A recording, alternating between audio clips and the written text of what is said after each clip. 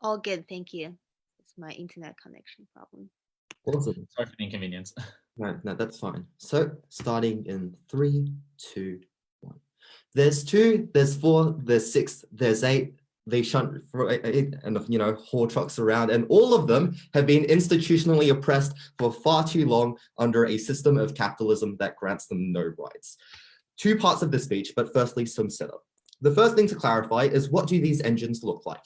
Notably, they are sentient, right? And they do have a revealed preference, as per the info slide, to want to work. But specifically, they probably also want protection from punishments, right? Because these are pretty terrible punishments. It looks like being sent to the scrapyard, having yourself, torn from your life's purpose and being converted to a generator, or as Henry suffered in one particular episode, being bricked up for several months in solitary confinement, right? This is like analogous to human death, human disfigurement. These are pretty terrible punishments. Notably, a good way to conceptualize this debate is the trains are somewhat analogous to Harry Potter house elves. Cool. What do we think the engines want then, in terms of their unionization? We think that the first thing they want is to abolish the carrot and stick means, right? So they don't want the really useful engine doctrine to exist anymore. They probably also want systems of retirement and aged care, probably better healthcare as well. So instead of defaulting to being scrapped, you can get parts replaced, even if that might be a bit more expensive.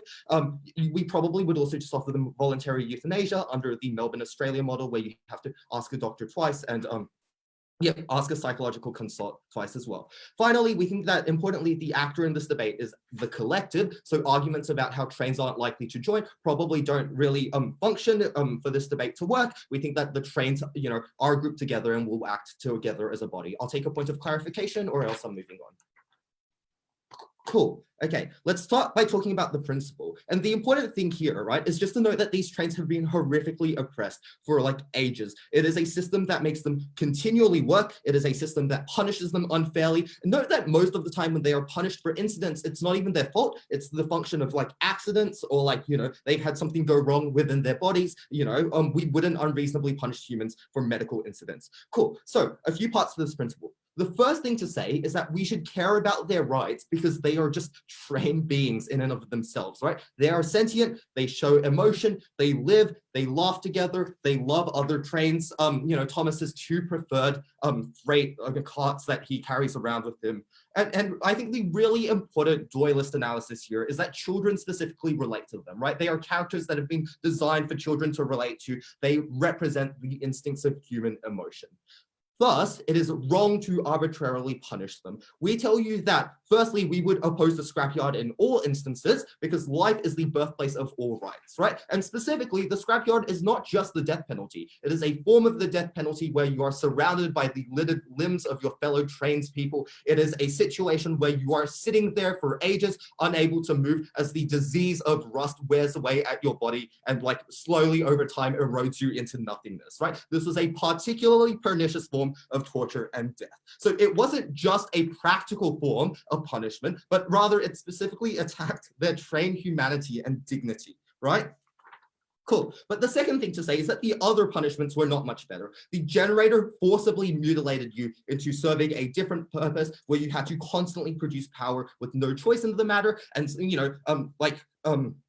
social isolation is obviously a terrible punishment in and of itself, and that's not something we support either.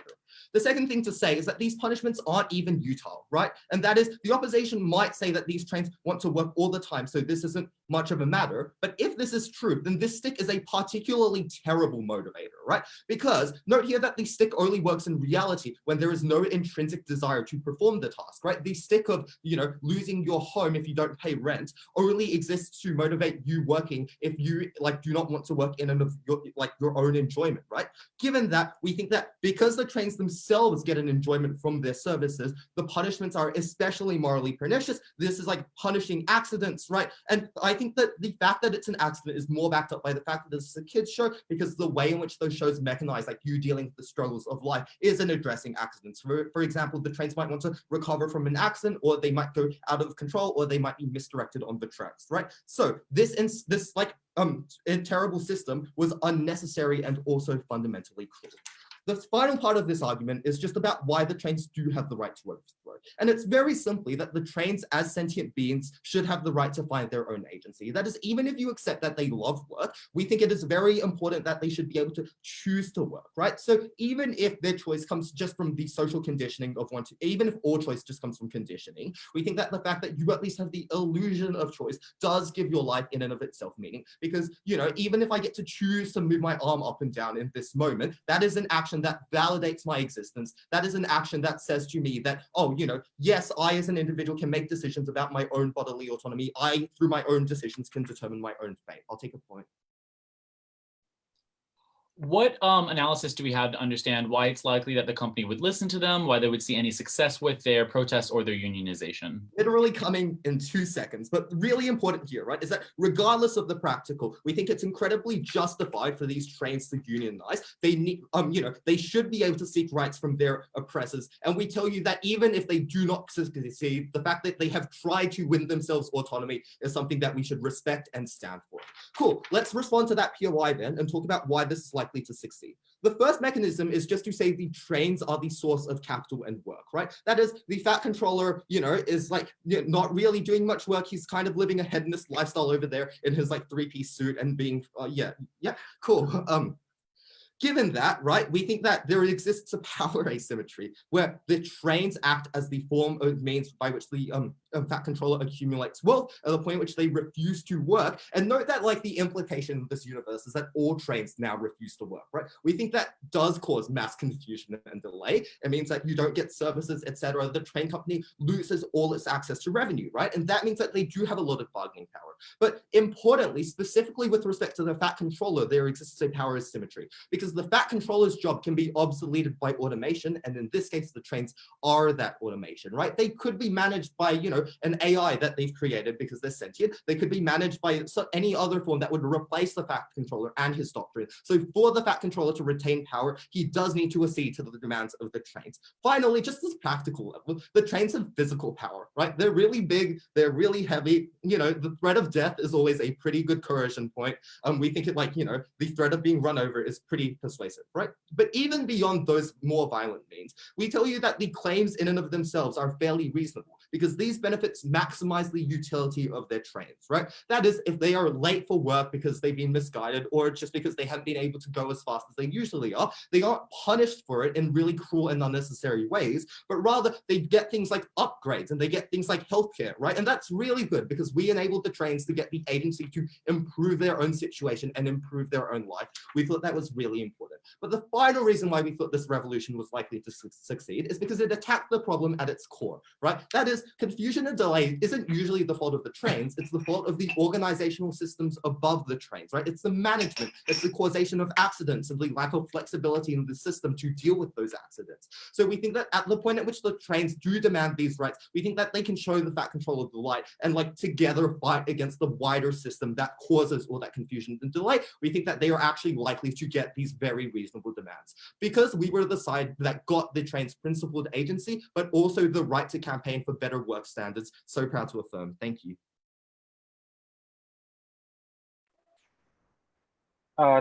Thank you for that. First speaker calling on to open the case for negative side.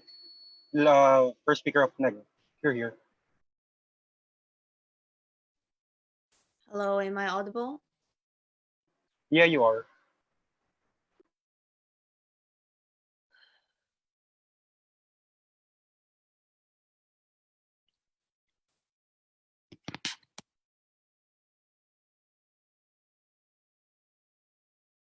So coming from opposition, we believe that we completely agree with whatever the like their situation is, as like the opening as the affirmative has said. Yes, just because they're slavery, right? Yes, we believe that because they're treated so unfairly, just like affirmative said, that's why we believe the only action they take, which is like protest, is not going to work in this circumstances, especially. So that's why, as the opposition team, we believe that we should do like communist revolution against the controller instead of just unionizing and protest against the fat controller, right? So basically affirmative have already told you how bad the whole like situation they're currently in, right? Like how bad they have been treated, how bad they have been abused all the time. And then because of all these reasons, we believe that yes, they do have a right to gain a better life themselves. So therefore, actually, from our side of the world, we believe that strong communist revolution is going to be way more effective and is the only way compared to simply join to protest against the fat controller. So what we believe is the reparation is necessary. And something they didn't mention is that what we are talking about the setup is this is on a small island, right? This means that it's only going to be a small government that we can easily take down, right? They kind of explain why they should listen to them, but we believe that we are far more likely to succeed in gaining our goals, which is stop the abuse and also gain more rights for the trains. Okay, let's get into our arguments. So we have 3 different arguments. The first, I'm going to explain to you why revolution is likely to work even without violence. Okay, so 5 reasons out of that. First reason why it's likely to going to work without violence is that the huge number of trains and automatic machines are just going to outweigh the whole like controller, right? There's only like a couple controller over there. If we want to take the power over them and simply just like take them down from the controller, see that it's easily for us to do so because our number outweigh theirs.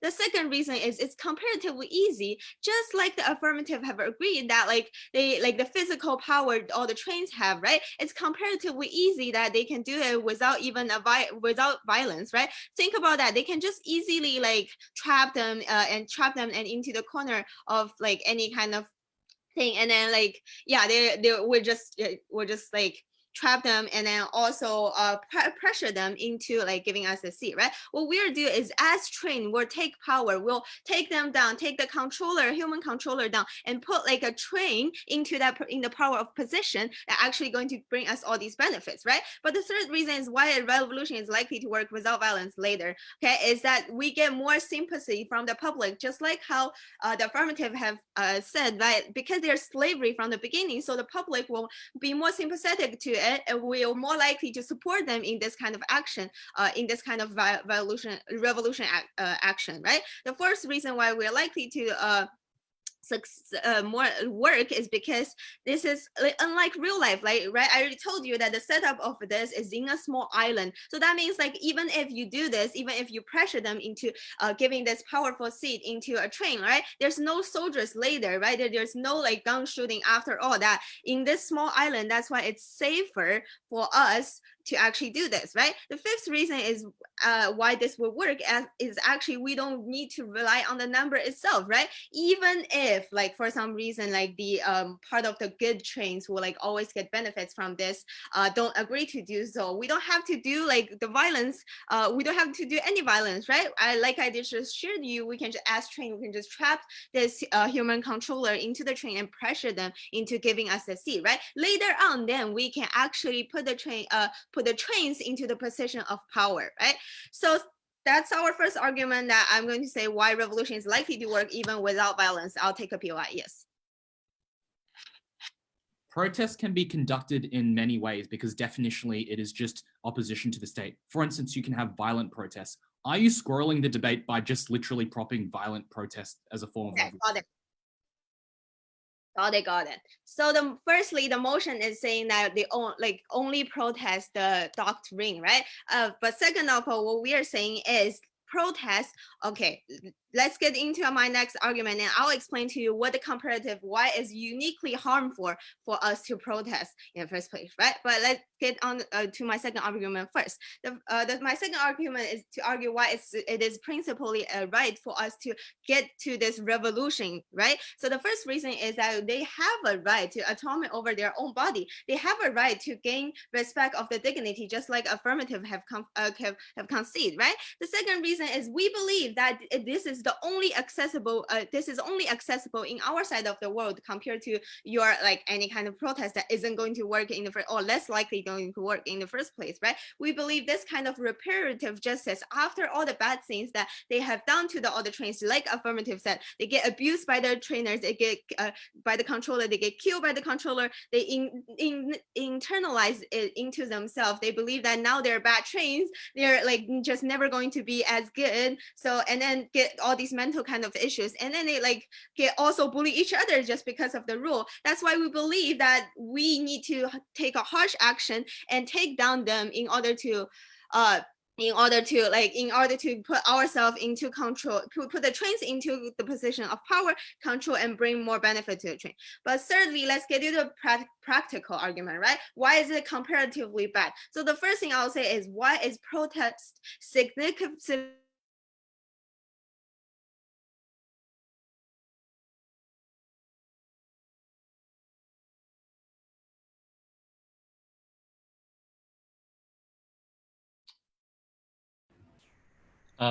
What time did she cut out, Chair? Can you hear me? I have 6:15. Does that sound about right? Yeah, around 6:15. Yeah. Am I audible? Yeah, Can you you are. hear me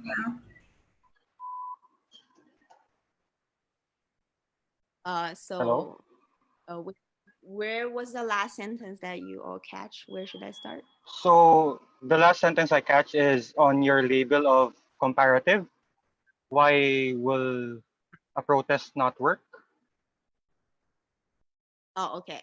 Then I'll just start from there, and maybe if the judge, you don't mind, just put the 8-minute mark there, and then I'll just stop after I see that because my timer isn't the same. Sure, sure. Okay, so on top of all the two reasons I just give you why this revolution is likely to work without violence and why it's principally correct to do so, I'm going to introduce to you why comparatively protest has significant harm that it will bring to the other trains, right?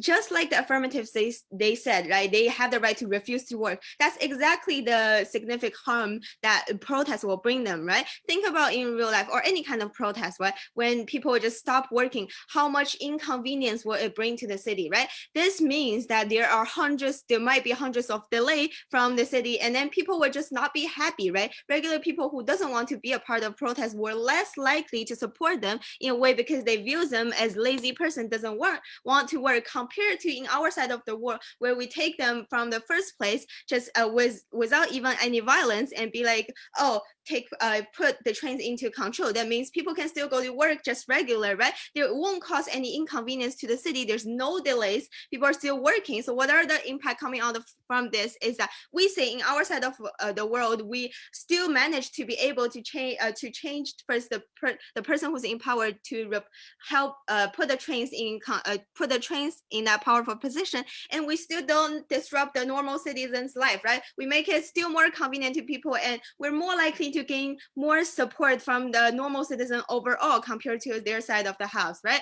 So the second practical argument, a reason why this is practical, because we actually get a stronger gain from this, right? From their side of the house, it never we still wasn't sure. Even if we take their best case scenario, they listen to part of it, right? They have to still negotiate, like take all these time, all these resources to try to negotiate and try to get the best from get the best for the trains, right? In our side of the house, what we tell you is that we don't even have to do that, right? We believe the trains know best what's the best for the train themselves. So we believe that in just taking them down in the first place and then replacing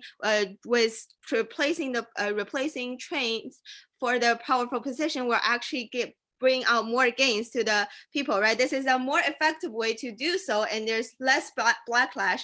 That's why we believe like in our side of house, we're more likely to succeed and without even any violence, and it's principally justified, and also it's more practical in our side of house. Therefore, we believe we should act as strong revolution compared to just simply protest. Thank you, first speaker of negative side. To extend the case for affirmative, calling on the second speaker. Here.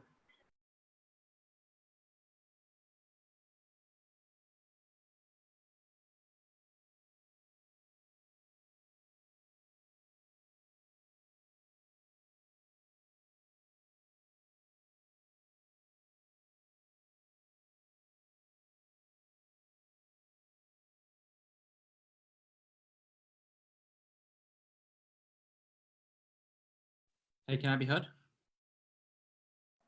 Yeah, you can.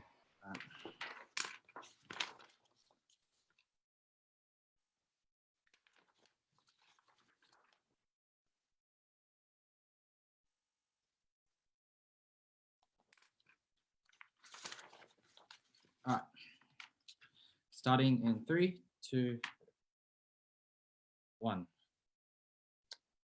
The first thing I'm going to explain is why their model is a scroll. It is a scroll for 2 reasons. Firstly, they're taking what is an encapsulation of the definition and then adding something to it, which is to say that if an affirmative team's burden is to say legalize smoking, for instance, the negative team cannot run a model which is will legalize all drugs because I would encapsulate the definition of legalizing all smoking. And they'll be essentially doing the same thing that the affirmative does, but with more things. Only the affirmative team has the ability to be able to fiat more things on top of the thing they're able to do, which is to say an affirmative team can be like, we'll do the model and do other things. So if we are talking about unionizing and having a protest, which is definitionally showing some form of opposition to the doctrine and showing some form of opposition to the system, what they're propping essentially is we are showing a greater and more radical version of that proposition, but that is still a method of protest, right? There's no difference between a protest and a revolution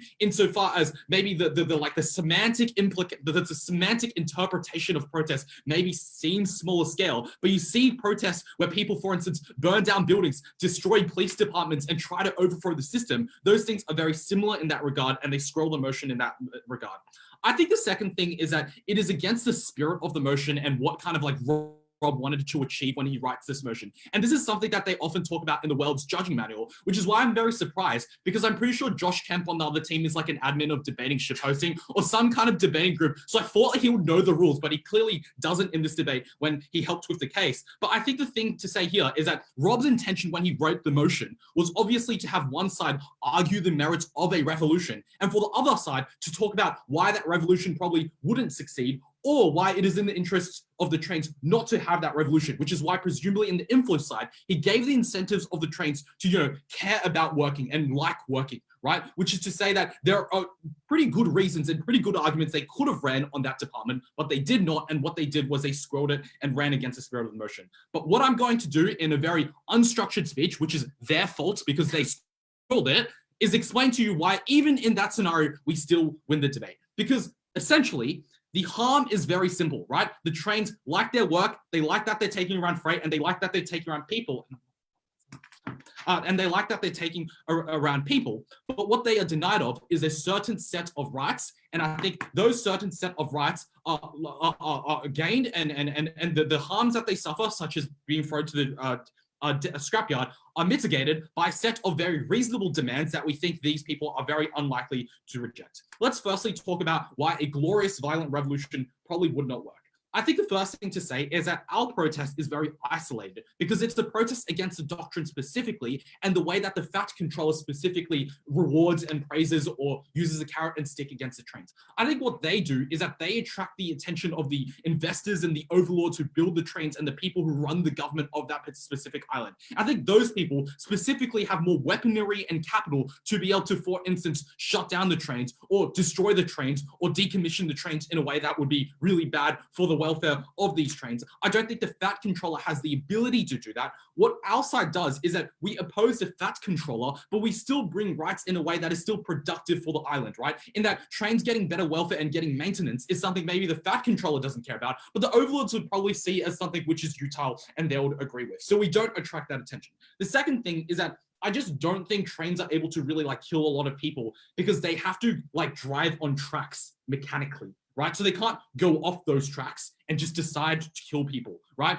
I think that's why violence doesn't seem an appropriate form of a solution. I think the more appropriate solution is the one we tell you, which is the fact that you can withhold your ability to give the fat controller capital, right? That withhold that for unionizing and protesting and refusing to work in a strike. I think that is a far more effective solution. I'll take a point of information. Yeah, so again, prove why the protest will be effective. Why can't the controller just scrap you like he already does in status quo? So I think both your POIs proving, like putting the burden on us to proving the efficacy of protests apply similarly on your side, which is to say that if it's so easy for them just to scrap you and not care about those protests, it is very similarly easy for them to do that on your side as well. So let's talk about why it is that even if you hold a glorious revolution and overthrow the system, why that's still not a good thing for your side. The first thing is that these trains need a system in general to derive any kind of utility. If you rip up the rails, destroy the factories, burn the bridges, all that kind of thing, you cannot get the utility of carting around people and being very happy and all that. And we know that this is what the trains want. This is their revealed preference, to be able to do good work and be productive. They're unable to do that when they just overhaul the system completely. What protests on a smaller scale and unionizing does is that you can work within the system. You can say that the system is fine. We just need certain rights that are able to curtail the worst excesses of that system. And that's what labor parties tend to do in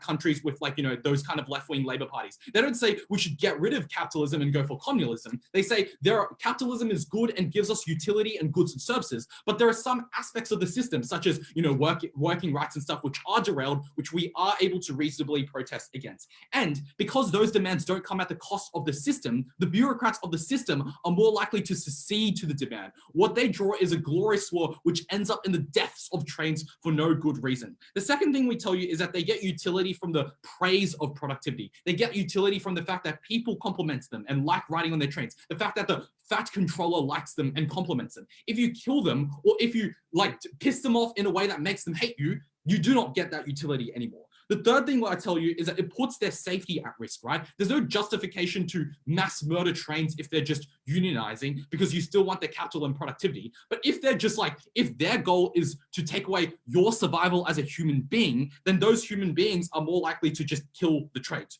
right? And the last thing here is that I think you attract the attention of the overlords, which is something I talked about. Now, why are our protests very compatible with the motives of the system? I think that the system and the doctrine in of itself is quite inefficient. The first thing we tell you at first, speaker, is that the carrot and the stick analysis is the carrot and stick analysis and why the stick fundamentally does not work. The premise of a stick is that a being does not have the intrinsic motivation to do something, so you need an extrinsic punishment to motivate them to do that. For instance, if someone works at a job and they're only working for that job at money, or if a child is studying, but they don't actually like the task of studying, you bring an extrinsic disincentive in order to motivate them to do it, such as whipping the child, or such as taking or docking the wages of that worker. Now, the difference here is that these trains have an intrinsic motivation to actually be trains and run and carry people around, which means that that stick is arbitrary and unnecessary. But the other thing is that their failures are out of their control. It's often things like technical failures, which they cannot control. I think the other thing to say here is that people do not necessarily hate the trains, which is something that their side does. I think people just think that it's their place, right? It's like how Ron in Harry Potter doesn't hate the elves. He thinks, well, they must love working. I would treat them better, but they couldn't care less.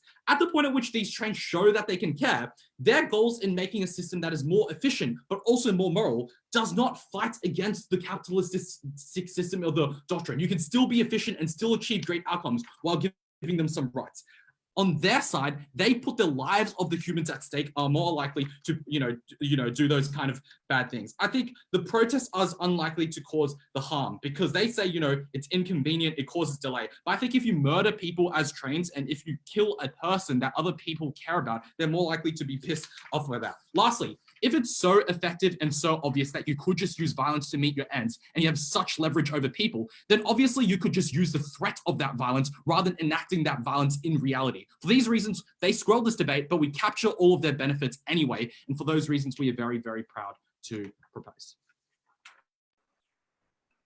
Thank you, second speaker of affirmative, to extend the case for negative, calling on the second speaker here.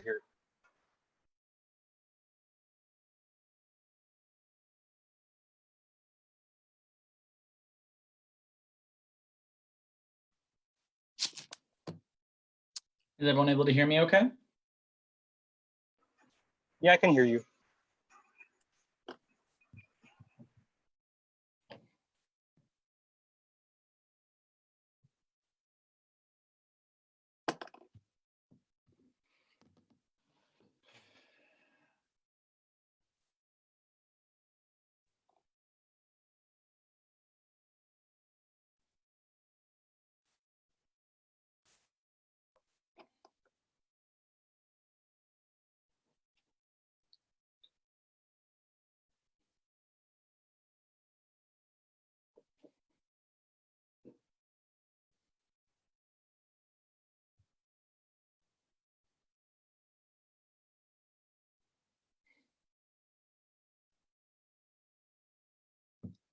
I'm going to start by clarifying the burdens in this debate and explaining why we haven't squirreled the debate. And in fact, we've engaged with the spirit of what a batshit crazy motion asks debaters to do. Secondly, I'll look at the responses that they gave about why a revolution wouldn't work, show why they're wrong, non-responsive to all the things that my first speaker gave, and then lastly, talk about the unique practical and principled differences between a peaceful protest, a unionization, taking these train owners, sitting them down at the table and asking for compromise versus taking it for yourself, managing it for yourself, what that gives you principally, and the outcomes that it gives you. I'm going to tackle the swirling challenge on 4 different layers. The first is literally just in terms of debating, right? The counterexample that we got is like, oh, if we want to legalize marijuana, you can't say legalize all drugs. We agree. That's because you'd be tackling the policy through the same channel of legalization. In this case, our policy, our counterprop is distinctly different. They say peaceful protest, maybe like we stop running the trains and we ask the conductors to sit down and negotiate with us. Ours is bypassing that entirely, never engaging that in the first place, trapping the train conductors, forcing them into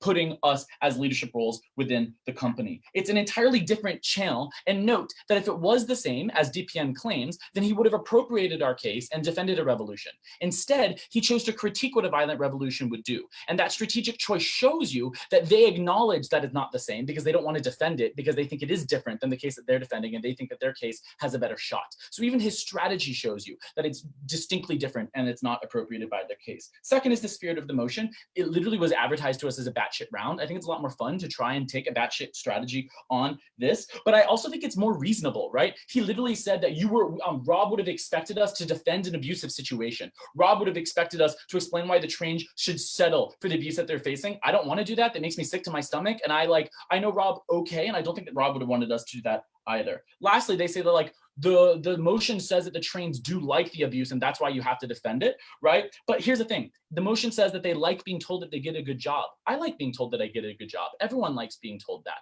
And so that doesn't mean that they want the abuse. They just want positive feedback for their work. More importantly, when trains are running things, they can provide each other positive feedback for their work and provide the meaningful things that the trains like. The third thing that he says is, it's still a protest, but actually pay attention to the wording of the motion. You are explicitly required to defend on prop only protesting the doctrine and unionizing against the doctrine, nothing else. So like all the things that you want to try and access beyond that are not within the scope of what you're supposed to be defending in this debate either. But then lastly, we think that like your ability to be able to access that has already been pointed out by my first speaker as predicated on compromise, predicated on negotiations, predicated on not ruffling the waters, because you yourself said you don't want to engage in a violent or any type of perceived violent revolution, which means that you have to accept far worse outcomes and less principle reparative justice under your side. They said why the revolution won't work in DPN. They said, 1, the conductors have more weaponry and capital. That ignores the context that we gave you, that like we don't think that they do. This is a small island. It's a rural island. There's never any weapons shown in Thomas the Tank Engine story. We think that the island has a very small government, no standing military. But secondly, if they really do have that much military, right, then we think that the leverage is far stacked against you in terms of going up to them through unionization and asking for something. So if what their characterization is true, we are forced to go to a more extreme radical view to try and accomplish practical results for ourselves. But then lastly, Susan gave you 5 different reasons why our revolution was likely to work, and she gave you the nuance of why we were able to do it without violence. So all the DPN's characterizations about us killing people was not responsive to the nuance of my first speaker's analysis about how we would do this without violence, but our principle also defends even if there is violence, right? And then they say, on our side, it's after time, but I'm just going to count it because I'm sure that we'll pick it up anyways. We'll just use the threat of violence on our side. But then you give up all the things that you're trying to access in terms of a more peaceful revolution, a more peaceful situation, not like triggering public backlash, all of those things. But here's the thing, when you threaten violence, I do think that you are going to trigger you're going to give the other stakeholder time to rally around. You're going to give the other stakeholder time to aggregate their resources. If there is any type of military that they have, you're going to give them time to rally that against you. It's much better to take more of a sneak attack, you could say, swoop in and take over it in one fell swoop. What's a unique difference between protest and unionization versus the efficacy of the revolution that we've already proven to you with 5 reasons that are still standing in this debate? 1, I don't think that they're incentivized to give you good compromises because of a profit incentive, right? If anything, they can just wait you out, starve you out, and then you have to come back to them and beg for their scraps anyways. Secondly, the inertia of conservatism and traditionalism in terms this is how we've always done things. And so when you go into these negotiations, you're going in with people of conservative traditional mindsets that are not incentivized to cooperate with you. Third, there's worldwide stigma against unions. So to the extent to which unions exist on this island, presumably that stigma exists there, or there is no concept of unionization. This would be the first one ever, and there'd be a lot of backlash against it either. And so I think that all of this uniquely shows you why the protest and unionization angle that they want to do is uniquely less able to achieve success than the 5 reasons that my partner gave you about revolution. Now, why is revolution such a good idea? She gave you a really great explanation of how it provides a reparative form of justice in terms of never having autonomy over your own body or autonomy over your own means of production. So even if they are somewhat successful in protesting and they are somewhat successful in unionization and they're able to get like healthcare, right? They still don't fulfill our principle in terms of not having autonomy over the company, not having autonomy over their selves. They're still owned by someone. It's like giving a slave like some access to a doctor, but they're still a fucking slave, right? And so you don't fulfill the principle in terms of ownership and not having autonomy and agency on their side, whereas we uniquely do. Here's the thing, this principle fulfills even if our protest fails, right? Because even if our revolution fails, right, we think that one, the revolution will still have been justified. 2, the revolution will raise a lot more awareness because it was more extreme than theirs comparatively would have. And 3, we think it lays the groundwork for more revolutions, which means that we're comparatively more likely to see the benefits that we want to accrue in the long run anyways. Yes, your POI. Just to clarify, after this revolution and you lock the fat controller in some trains, is the fat controller still going to be doing all the logistical work? No, my partner told you twice, please listen to her, that we would put trains into positions of power and they would be the ones running it. It's like you didn't listen to anything she said. It's a little bit frustrating.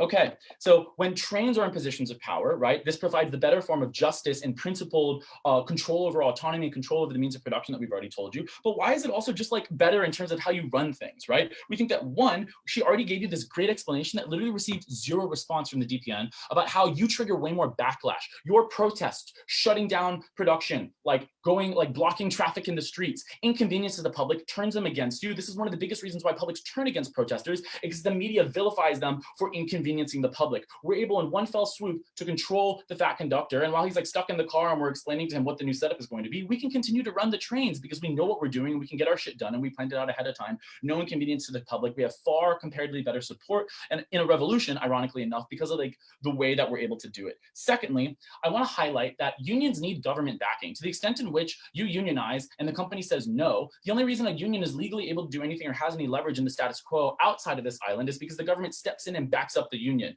Given the small island government that exists, I don't think they're able to do that. 2, even if they do step in, you're back into the negotiation room where again, then the government facilitates a discussion where you have to trade off and compromise on both sides, versus where we have trains in power, they're able to make better decisions, get all the benefits that they want on their side, but do so more quickly, which lessens the amount of suffering and do so more effectively. I think at the end of the day, what is just most important to keep in mind is when we are looking at someone who's literally enslaved by another person, and we're looking at 2 options, right? Should I ask for justice? Should I ask for equity? Or should I take it, right? We need to look at 2 considerations, principally what's better, and we've shown you why it's principally better to take it, but also because of the outcomes that we are far more likely to be able to take it without suffering the unique harms of unions that we've shown you, the unique harms of protests that trigger public backlash that we've shown you, and then we accrue all of their outcomes much more better, much more effectively, and honestly, like a just more fun way. And so really, really proud to be able to oppose this motion.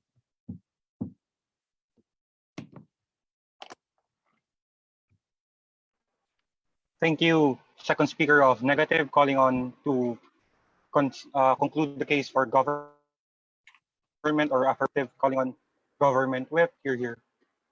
Can be heard. Yeah, you can. Trains of the world, it is time to unite. You have nothing to lose but your chains. It's time to not seize the means of production, but just to focus on your agency and just get some rights without having to revolt completely. So the first observation I'm going to make in this debate is note here that we already win on principle alone, because NEG never responds to our non-contingent principle where we say you have a right to unionize and a right to protest. Instead, they co-opt the principle and says instead we'll choose to do a revolution. At the point where I prove to you a revolution is likely to be deeply, deeply undesirable for the engines, our principle, irrespective of the outcomes, we tell you that is alone enough to win us the debate, and a response at third negative was going to be insufficient for them to disprove it there. So, on to the crux of the debate. Irrespective of whether what side negative did was a screw, I think you can talk about in your own adjudicated intuitions about whether it was a screw or not. I'm just going to discuss whether a revolution or a protest is a more effective mechanism at getting change. So the first thing I'm going to establish here is on revolution. I'm going to take the team at the best and assume all the mechanisms they said about revolution being successful are true and are likely to happen, but then explain to you why it is unlikely to be in the interest of the engines and why they won't seek it out in the first place.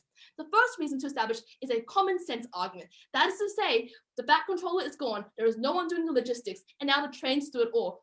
Just think for one moment, you're a train, you don't have hands, you don't have access to Wi-Fi, you don't have laptop, you don't know how to get consumers, you don't know how to advertise things. Like, it is beyond me that yes, you're sentient and can feel emotions and have intelligence, but you do not have the means to be able to run a train station and to be able to do all the logistical works behind it, right?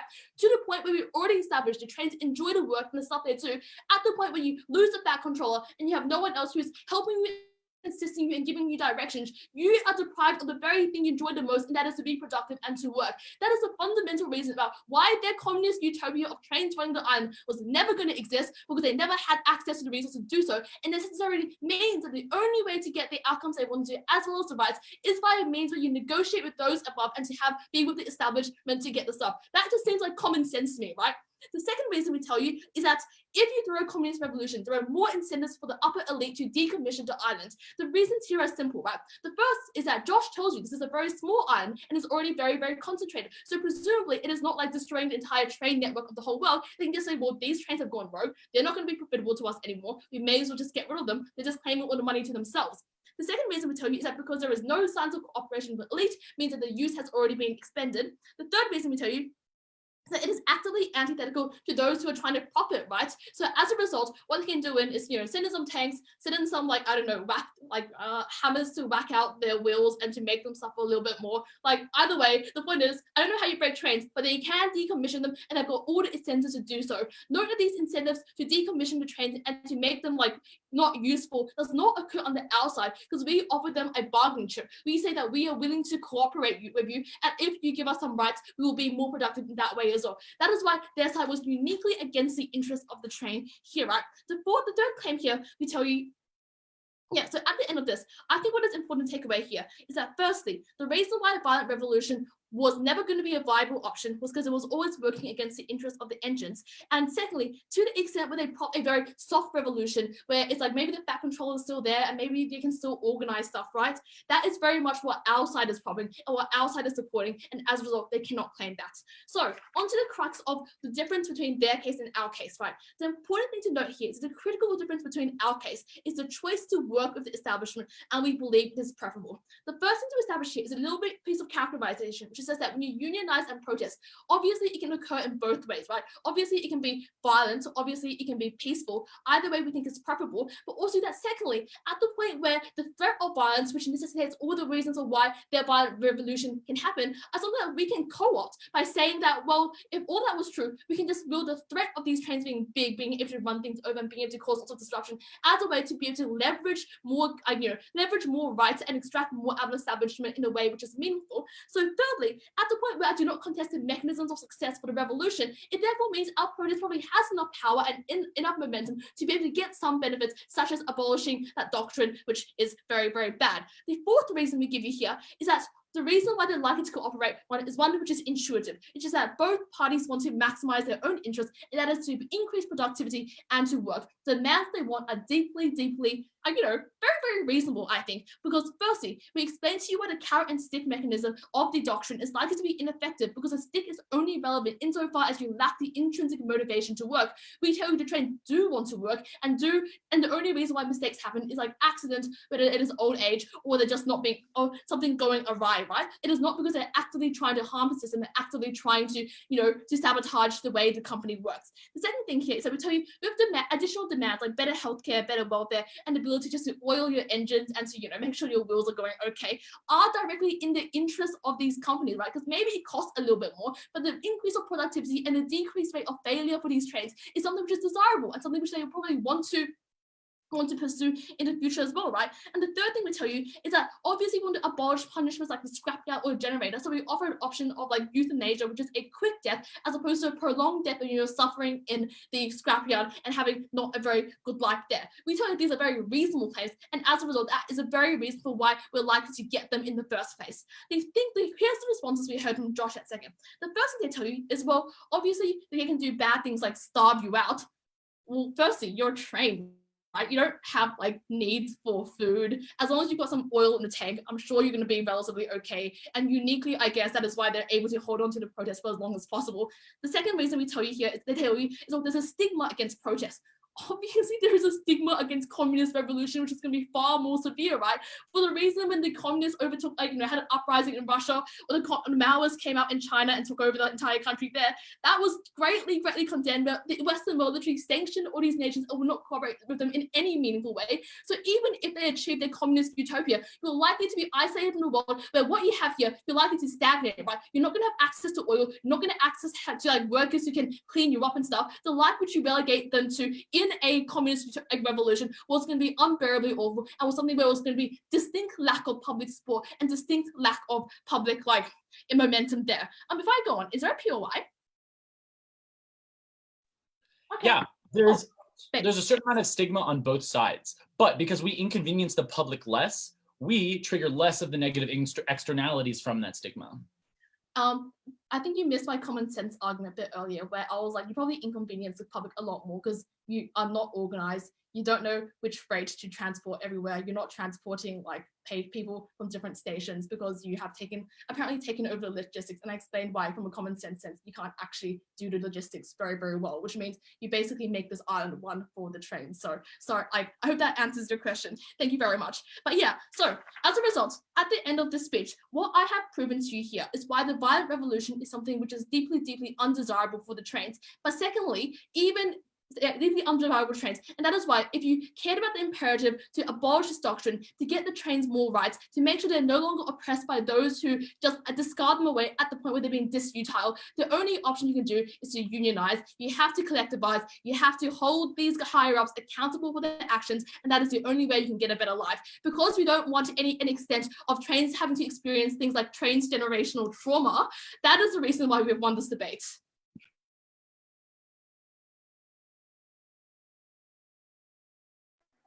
Thank you, Government Whip, to close the case for opposition and to close the debate in general, calling on opposition whip. Here. Hi, am I audible? Yeah, you are. Okay, thank you. Affirmative side relies on the benevolence of capitalists who for so long have shown that they just don't care about these trains, right? If corporations were so interested about their well-being and it was beneficial for them, they would have done it already. On opposition side, what we told you is that we do not want to wait and beg them to be good to us, right? We say they have to take power for themselves. Just really quickly, again, clarifications about the burdens of this motion because they keep insisting on it, right? Just because government did not expect our batshit crazy and very creative strategy does not mean it is illegitimate. What is the definition of a squirrel? A squirrel is a distortion of the definition of a motion, such that it is not in the spirit of it. So, for example, saying that in a motion about this house believes that the sale of organs should be allowed, we define it as organs as a musical instrument, or saying that we should not allow shooting of human shields and it's defined as bulletproof vests, right? That is a squirrel, which we did not do. What is the parallel? Notice that opposition teams are able to clash flexibly, right? It means that they are not bound by the what Gov has to defend. Only in the instance where there is a clear trade-off, where it's this house believes that you should do X over Y, obviously op has to defend Y. So a parallel of this is, for example, in the debate about legalizing sex work, opposition can say we decriminalize sex work, right? We don't have to say that, no, we want to make sure sex work is a crime. Or for example, in banning smoking in public places, op has several options of saying that we want to allow smoking in public places in general, or we want to say that actually we want to legalize it altogether, even in private spaces. So I think on government side, they were just really unwilling to engage, or just really unwilling to recognize that this is a legitimate strategy until the whip saying that this is something we cannot do.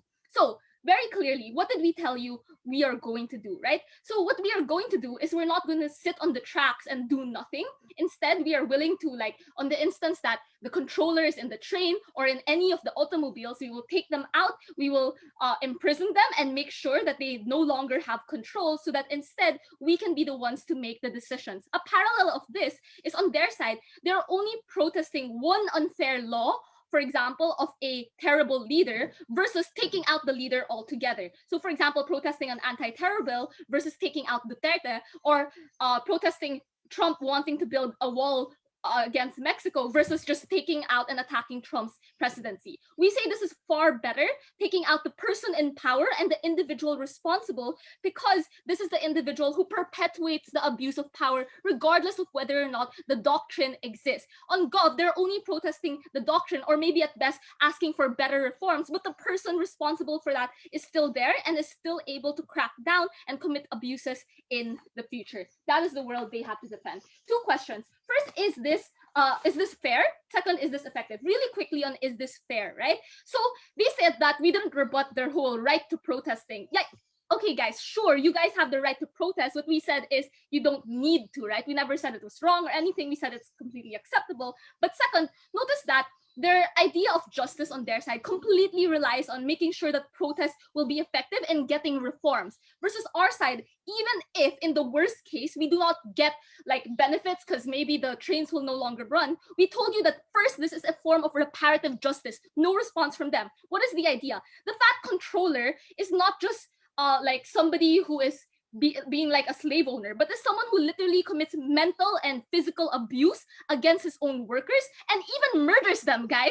So on their side, sure, you take out the doctrine, you get great reforms, but you're allowing a murderer to stay in power and hold power over the rest of the trains. That is not something we were ever willing to stand for, but they were willing to defend, right? So we say even in the worst case where we have to be violent, where there are all these consequences, we say the first and foremost responsibility of all of these trains is to each other, to their dead, to their living, and to their future, to make sure that this injustice does not go unpunished. So we think on all cases, it is just far better to just take out this leader responsible for all the abuses rather than begging him for mercy. Before I move on, go.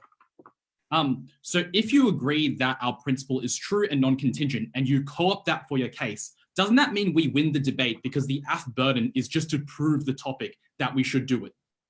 Yeah, look, what you were supposed to prove was that you should do it and there are benefits, right? But your benefits of, for example, justice or being able to get better treatment are all, again, reliant on proving that protests will be very effective, versus on our side, as long as we prove we take this person down and we don't stand for that sort of injustice, we get the benefit of, at the very least, reparative justice for those who have been victimized by the slave owner, right? So second issue, which strategy is likely to be more effective? Let's quickly deal with the counterfactual on that they kept harping about on logistics, right? What does it mean by having full control? My first two speakers already said this, but I think she was like really nitpicky at Whip about this, right? It means that you make decisions. It doesn't mean that like you try to run everything yourself. So for example, because as they said, there are a lot, they're huge, they are necessary to the public, likely the corporate incentive will be there to make sure the trains will run, and because public deems them as necessary, they'll want to make sure the trains will work, right? So it's ridiculous for them to assume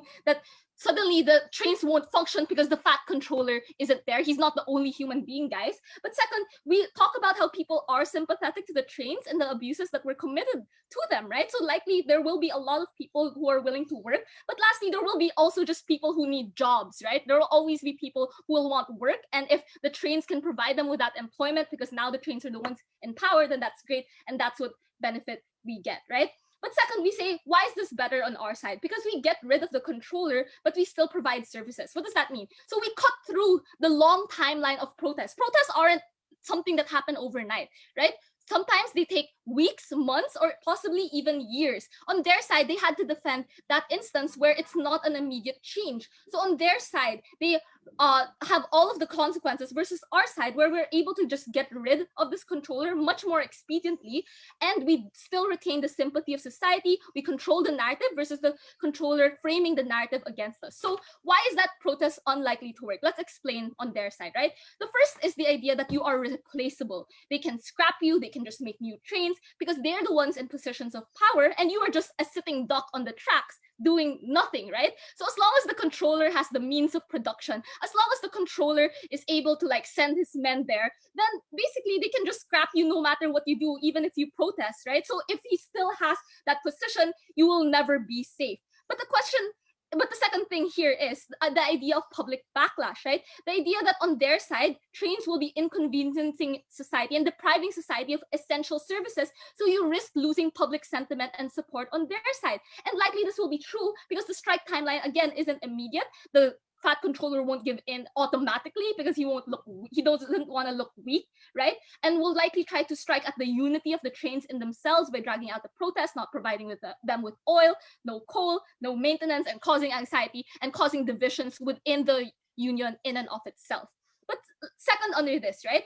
What is Gov really defending? They say that, well, they want peaceful protests, but then they also somehow later on along the line say something about violent protests, but they can't have it both ways, because if they say violent protests, then all of the harms they talk about apply to them as well. But second, they say, well, we can use the threat of violence. But that won't exist on your side if your stance is we are peaceful protesters and we are only doing things like being not willing to work, right? And how will you do the threat of violence if you yourself said they're just on the tracks? What violence are they going to commit aside from doing exactly what we said on opposition side? It's very unclear coming from them. So lastly, we say even if it could work, we say this is likely going to be effective in the short term. So the changes you could get maybe is a concession that we will no longer like berate you for not being a useful engine, but it's still bad because you still have the controller who still has an evil capitalist incentive to try to be unfair to these trains, or still